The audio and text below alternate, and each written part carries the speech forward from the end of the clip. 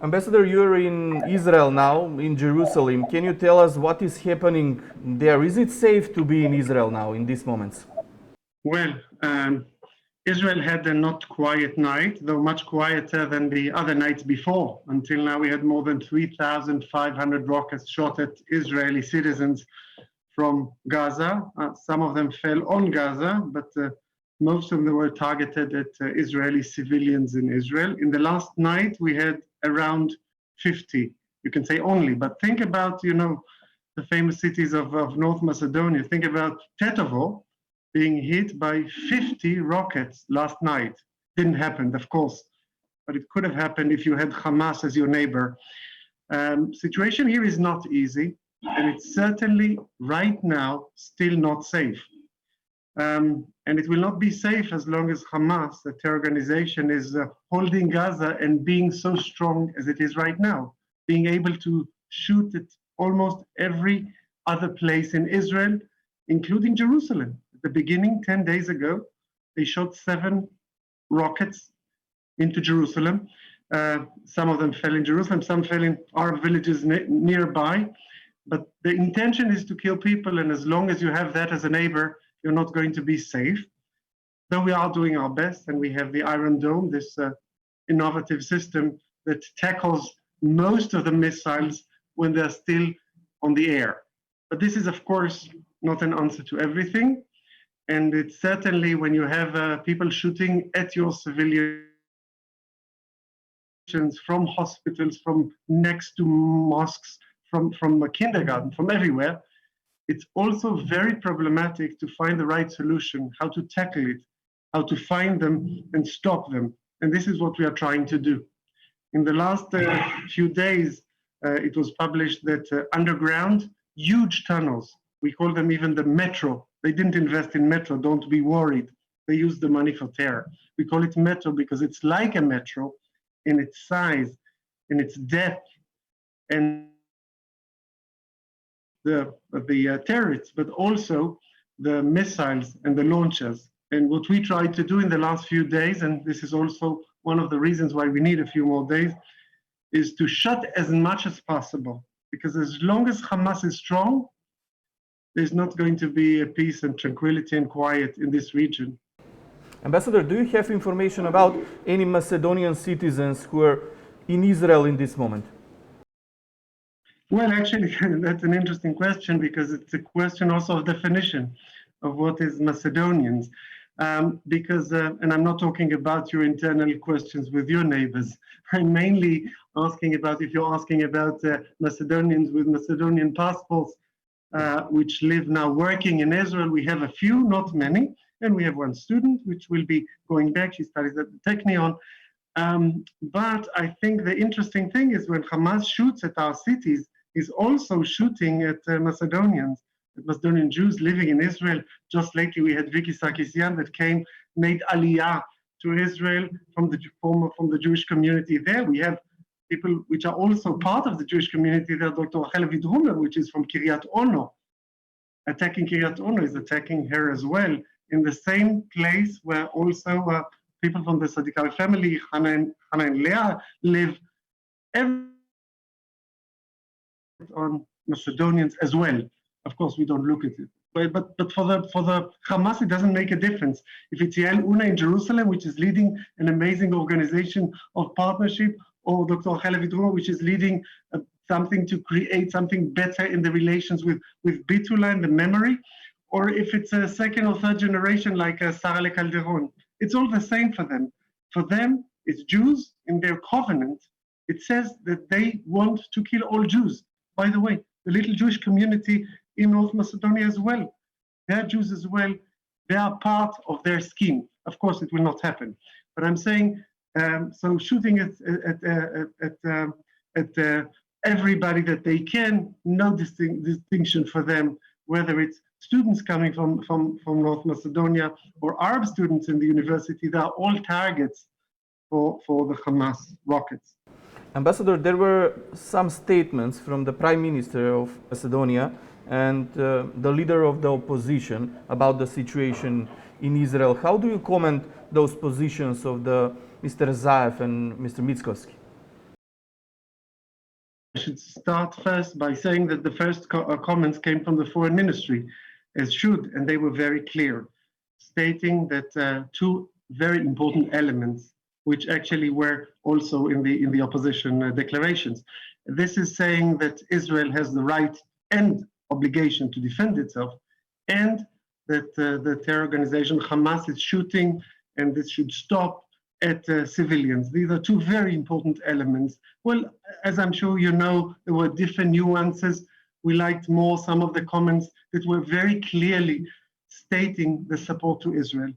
But let's be honest, we know that both the government and the opposition in North Macedonia, and most of the people of North Macedonia, Macedonians and Albanians, are supporting Israel, are against terror, are making it very clear in wherever they say. I saw that there was a little ugly demonstration. I saw some of the talkbacks also on the media. I think it's a very small minority. I hope it's a very small minority. I know, I hear so many people talk to me, write to me. I wish it was more loud. I wish it was more clear. Those who are apparently are doing it in a stronger way, especially in the social media.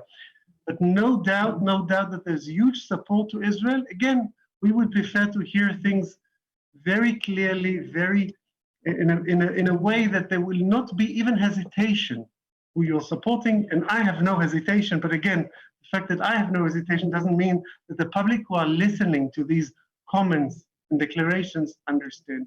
We want to hear a clear position by the leading figures of the country saying clearly that Hamas should be stopped, that Israel should continue until they succeed to create this equation, that nothing will be shot at us from Gaza, and that it's our right and obligation to defend our people. But I think, again, Macedonia, like a few other countries in the region, are really in this line.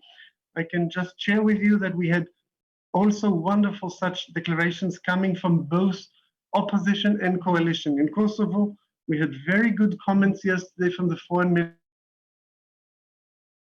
and we are still waiting for such comments to come from Serbia. I think it's for other reasons that they're still not coming, but we are getting a lot of support. This evening, there's going to be a special Facebook effort also in Serbia from Friends of Israel to support Israel.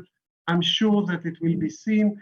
And again, it's important for the after, because afterwards, it is important that people will understand, not just in Israel, but around the world, that in the Balkans, there's no support for terrorist organizations like Hamas, like Hezbollah.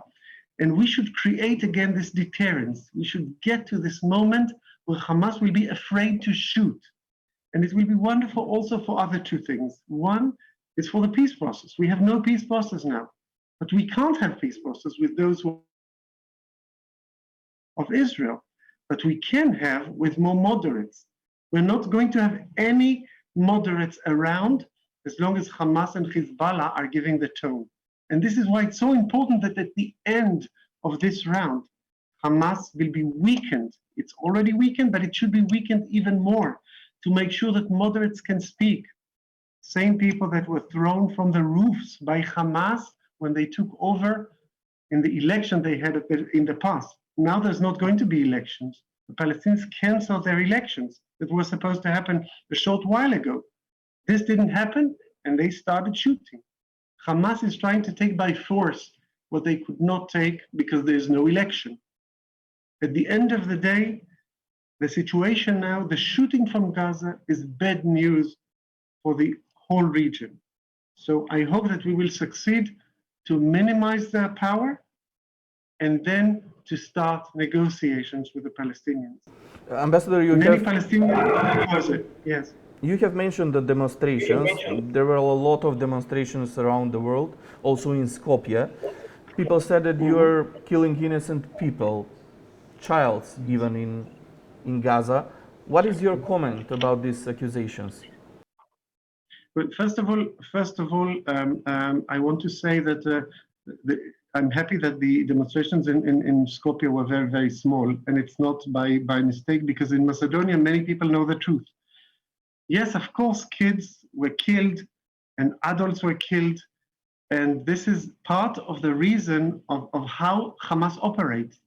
They put themselves behind human shields. They shoot from kindergartens, they shoot from schools, they shoot from every place where there are people. Best not to hurt these uninvolved, as we call them. But they are becoming involved when Hamas is taking them as hostages. I don't expect that anyone in Macedonia expects Israel not to do anything because they are shooting the rockets from places where there is population.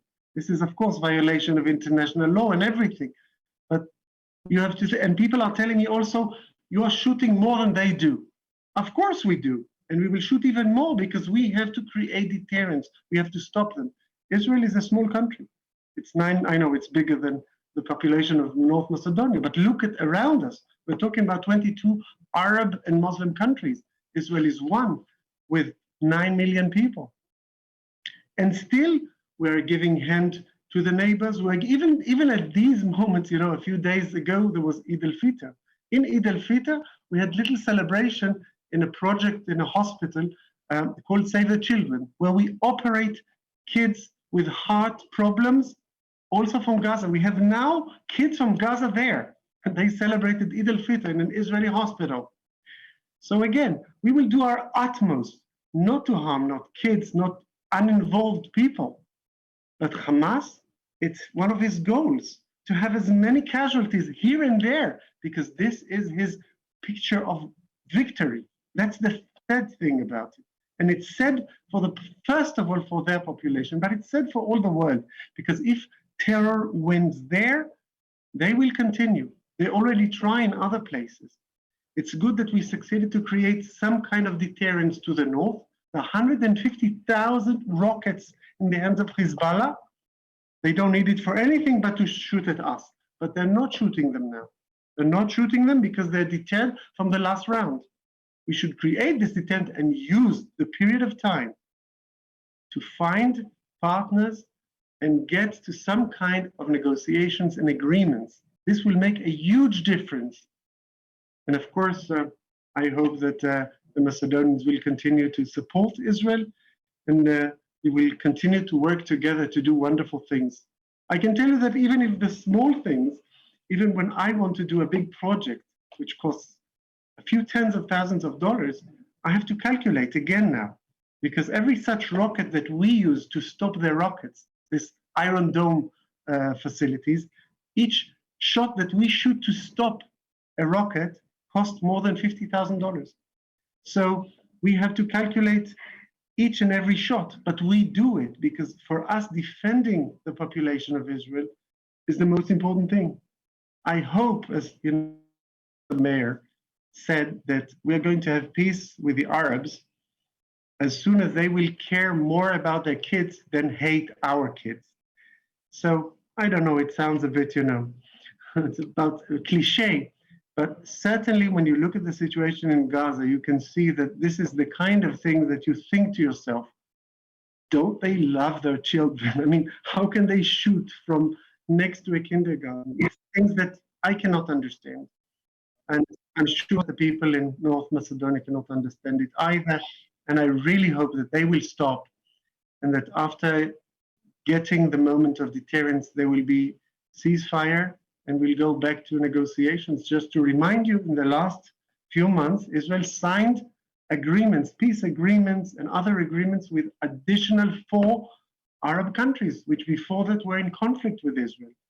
We have Egypt and Jordan already in the peace process. So all that, I think, is telling you where we want to go. And we really, really hope, connected to Hezbollah and certainly connected to Iran, which is trying to flame the region the whole time, will not succeed. About the dialogue, Ambassador, we see a lot of efforts from United States, European Union, a lot of neighboring countries in the region who want to stop the language of the weapon and start the dialogue. Do you see any kind of solution, and can we expect the dialogue to start to work between Israel and Gaza? Well, I'm sure that the dialogue will start very soon. I know that both the Qataris and the Egyptians are very, very active to try and assist in finding a solution. But if it's only going to be for a ceasefire, it will be a shame. I think I explained very well before why. We need to create a new equation. In this equation, the best way would be if we can get demilitarized the Hamas territory, taking the weapons from them. If this will happen, it will look totally different afterwards. When we left, Israel was holding and having settlements in Gaza. We took them all until the last one of them. People were telling me at the time I served in Denmark, just go out the border and you will have peace and quiet. We went back to this line and we got thousands of rockets. So what we need is to create an equation that from one side, they have no possibility and no wish to shoot at Israel, and that they are deterred. And then so much can be done in cooperation. We are ready to do huge projects with the people of Gaza, as we did before. We are ready to assist, we are ready to build, and to work together with all the partners in the world that are interested, and certainly with the Arab countries, to have Gaza really as flourishing as it should be. There's no reason why millions of people there, almost 2 million people, will live like they live. It's terrible, but it's because they're held by a terror organization, because all their money, all the assistance coming is not used to build a train metro, but a terror metro. This is exactly the reason, and this is why this kind of solution must be not just ceasefire, but something long-range that will make sure that from one side the civilian people will have normal life, and we will be defended from any attacks. There will be no attacks on Israel, on Israeli soil, on Israeli citizens, and that we will not be in the middle of a target of a terror organization, which is the situation now. Yes, we hope to see the peace soon on the field. Ambassador, just for the end, I know that this Eurovision Song Contest is really a huge thing for Israel. First of all, congratulations about the entry in the finals last evening. Did you expect it to have some problems on the Eurovision? Well, there's no doubt. First of all, good to end with such a good comment. I must say that we were very around. There were people, of course, here in Israel saying that if we are not going to win, it's not because of the song, it's because of the international situation. I want to say that you had a wonderful song, and I'm really, really sorry that I didn't enter to the finals. But I really hope that you will be with us for the last moments, and hopefully Eden will succeed more. People were afraid that there will be a political moment, but I'm happy to see that it didn't happen, or at least almost didn't happen. There are countries that usually when they don't vote for us, we immediately say that it's because of these or other reasons. I want to hope that it was only music. I want to hope that she is next to the next round because she's good. I enjoyed very much Eden. I think she's quite amazing, and I really hope that next time Macedonia will have better success. And I'm sorry for Vasil. He was really, really good. So in Israel, I know that we liked him a lot. So maybe after the events, maybe he will come to perform here. Only after, of course, we get the deterrence needed and things will look better. I have wonderful memories from 2 years ago. I think it was a wonderful song of Costa. He's now the head of FITR, the Fund of Innovation. He was here with a delegation with a wonderful song sang here in Jerusalem. So I hope they'll all come back soon to Jerusalem as soon as things will calm down. Ambassador, thank you very much for this interview. Thank you.